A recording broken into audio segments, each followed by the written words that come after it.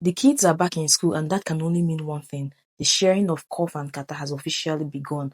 Just like many Susies, I got tired of constantly buying cough syrups.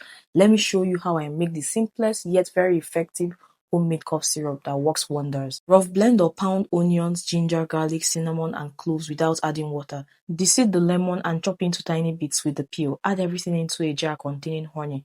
Cover and leave it on the counter for 24 hours to allow the ingredients blend well. After 24 hours, your homemade cough syrup is ready to use. For children, give 2 teaspoons and 2 tablespoons for adults 3 to 4 times daily. Do not give honey to children under 1 year. Please do not double dip your spoon into the jar of syrup.